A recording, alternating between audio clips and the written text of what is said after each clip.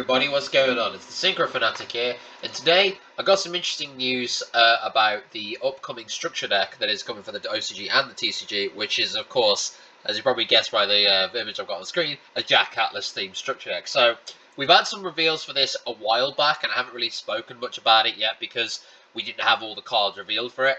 But now I think there's a good quantity here to talk about it a bit more and see what I think of the cards overall. I'm really super excited to get this structure deck. I mean, Jack Atlas is my favourite Yu-Gi-Oh character, so this is awesome to see. But I don't know if this is all the cards we're going to get so far. I think normally structure decks have like eight cards minimum of support.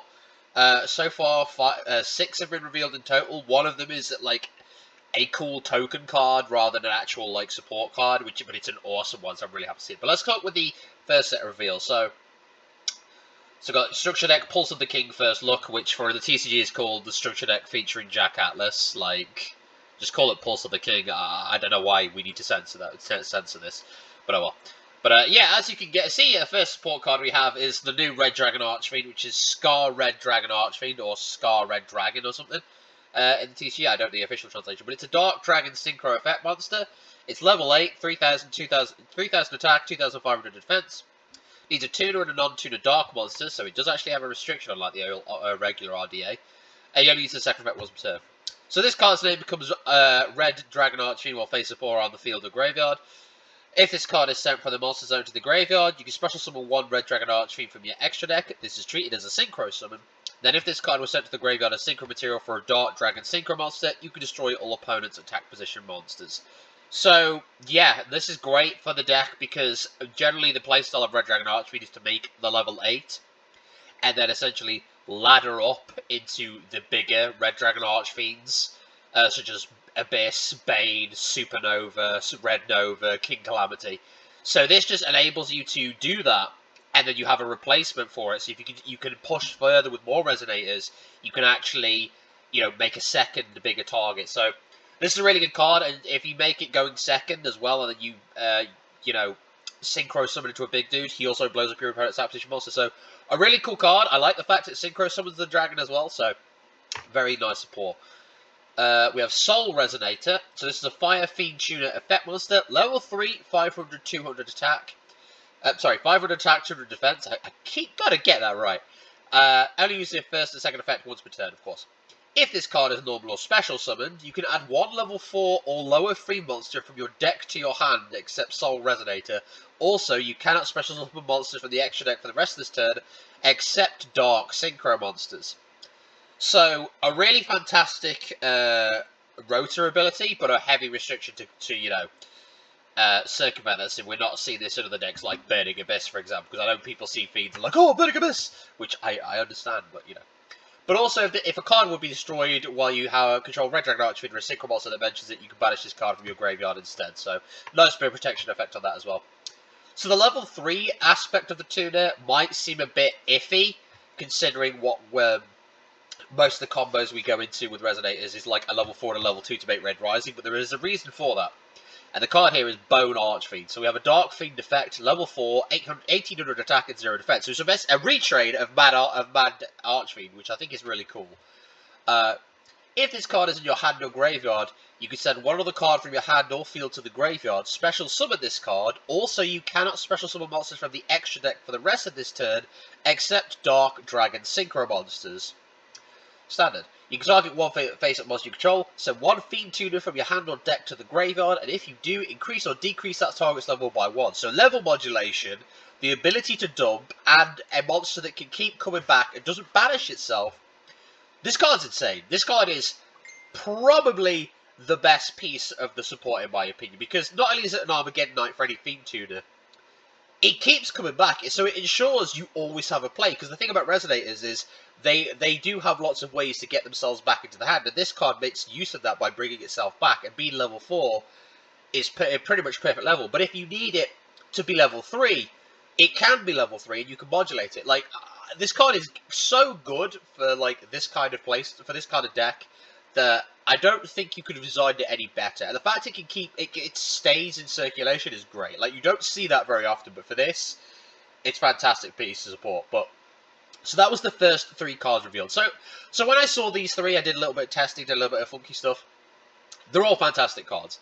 I'd probably say my favourite, definitely, like I said, is the Bone Archfiend. The Soul Resonator is great. The Synchro upgrade is great because I think in terms of power, this deck doesn't need the power, which is ironic because it's a Jack Atlas deck, but it needed more, like, useful utility, and Scar Red Dragon Archfiend definitely gives the deck some cool utility. But if we're just going to check into the next set of support, we actually got 2 more cards revealed today. And as you can see, if you're a fan of 5Ds, a fanboy of 5Ds like I am, you know that artwork, you know what that artwork's referencing. So we're just going to carry on. We'll get to the new one. So we actually have Vision Resonator, which is a level 2 tuner, which looks suspiciously like he's wearing Darksider outfit. I wonder who that's a reference to. So he's a Dark Fiend tuner, level 2, 400. You only special summon this card. Special summon this card with the first effect of it once per turn, and you can only activate the second effect once per turn. If there is a level 5 or higher Dark monster on the field, you can special summon this card from your hand. Important that it didn't say Synchro monster there. That can be quite useful. And if this card is sent to the graveyard, you can add 1 spell or trap that mentions Red Dragon Archfiend from your deck to your hand. There you go. That's the card that the deck was missing. Now all these really powerful Red Dragon Archfiend spell cards now have a reason to be played in the deck. Scarlet Security, Red Dragon Vase, all these other, cards that I may have forgotten. They now have a way to be searchable, which makes this card obviously very good. And the fact it can special summon itself is fantastic as well. So great card. Really, really, really gassed with it. But we have a new trap card as well, which is Scar Red Zone, or Red Zone. So it's a continuous trap card. You can only use the first and second effect of this card on each card's name once per turn.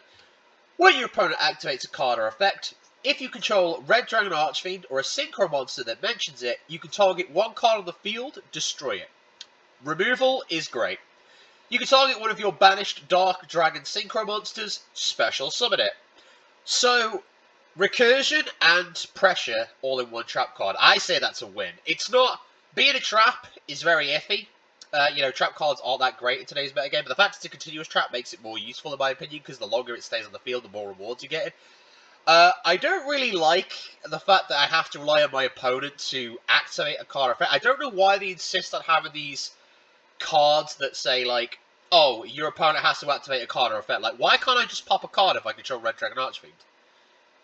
I don't understand why we need that restriction. Like, this weird way of balancing some things and then making decks like Tea Elements or, Super Heavy Samurai makes no sense to me. So, that's my only gripe with this card, but it's worth the payoff, and the fact it's searchable is quite nice. So I definitely can see myself searching this going first and then maybe side it out going second, I don't know. But being able to target one of your banished Dark Dragon Synchro monsters as well. There's a card, there's a Fiend tuner called Obstinate Oogaloop, I think it's called, that was in Ignition Assault. That banishes Synchro monsters to add itself back from the graveyard to the hand or special summon itself from the hand. So combined with this has a lot of really cool utility. My only issue with this is that I also kind of feel it's somewhat redundant, because Bestial Dispatter does the same thing. So normally now we can make Dispatter, and it will do the same thing. But this is cool because you can now do this on your opponent's turn as well, and bring back Red Supernova Dragon, and just keep spamming Red Supernova Dragon. Like, you don't really care about the pop effect when you've got Supernova, because he's banishing the field anyway. But if you control Red Dragon Archfiend or a Synchro monster that mentions it, you can target 1 card on the field, destroy it. So you can have a Scarlight just chilling, and that's enough to trigger this card's effect. So I'm a bit 50-50 on this card. I think it's good. I definitely think we'll be playing it, but I just wish it was a card that, if we had a Red Dragon Archfiend in circulation, like, I don't understand why this pop 1 card has, like, these weird restrictions laid on it. Like, we're in 2023 and we're having cards that, oh, your opponent has to activate a card or effect, and you have to control this particular monster. It can't be in your graveyard. How you have to have it. It's like, okay, like, why not just say, if you have it, just pop a card when you feel like it? But I guess I thought it was too good. But this is basically the token. So everyone's king. Obviously, it's a human. Shock horror. It's a human. 3,000 attack, 2,500 defense. Yeah, right. So, this card obviously cannot be used in a duel. This is not a support card. This is just a nice little reference card to the 5Ds anime where Carly, you know, is trying to convince Jack that he's everybody's king when she's a dark signer before she gets defeated. She obviously has this card in her hand, and you see the cards trail up into the sky. This is the card that was on there. So they've actually made this a card. So it says, though he was a foolish king that threw away his hometown and his friends, his damaged heart was saved by a truly caring heart. The man who was chosen to live according to his destiny will surely one day become a true king that will save the world and be beloved by all, granting happiness to everyone. Cannot be used in a duel. That's awesome. Like, that's great. I love the fact that this is a thing. I just hope it doesn't, like... I hope it's not, like, part of the 8-card support, you know? This is just a nice freebie to throw it in there, but we'll see. So, those are all the new cards so far. We'll talk about some of the reprints. A lot of Jack Atlas themed monsters here. Assault Mode Activate, Scarlight Red Dragon Archfiend, Hot Red Dragon Archfiend, Bane and Abyss. So you're going to get all the Red Dragons. Assault Mode Red Dragon Archfiend, which I'm quite surprised to see because I don't think that card's ever actually been reprinted. So you get a common version of that. Not that you'll probably be playing that, but if you want to make a true, honest-to-goodness Jack Atlas character deck, there you go. There's a cheap copy for you. But so far, really happy with the cards they revealed. It's about structure deck level. Really only gripe is with the trap card, because trap cards have to be insanely busted to be, like, insta-playable, and I'm not sure this is good enough. I like it, but at the same time, I'm thinking to myself, do we really need a card like this? But anyway, so those are the Jack Atlas structure deck reveals. I'm hoping there's more to come. I hope that's not all of it, because the last set of reveals we got was April, so I'm guessing in maybe another month we'll get the last few cards coming out. But yeah, I think this is about to come out in June for the OCG, and I know the release date for us was September. So we have a while to go yet, but hopefully there's more cards to reveal. And I'm really happy with what I've seen so far. I think the Bone Archfiend is amazing. I think Vision and Soul Resonator are great. The new Red Dragon Archfiend, fantastic. It's just this trap card that I'm not sure about. But apart from that, really gassed that this structure deck is happening now. That's like Yusei had one, now Jack has had one, so it's awesome stuff. And I think we've had more structure decks for 5D's characters than we have, like, any other series, besides the main one, because obviously that was its own thing, but I don't think GX has had that many structure decks either. Like, we've had Hero structure deck, yeah, we've had a Cyrus Truesdale starter deck. I know Cyber Dragons have had their own structure deck. But, anywho, I'm rambling now, so the video's taking a while, so that was just a quick overview. Really gassed about this token card, and I'm the Synchro Fanatic, so I'll catch you next time, guys. Take care.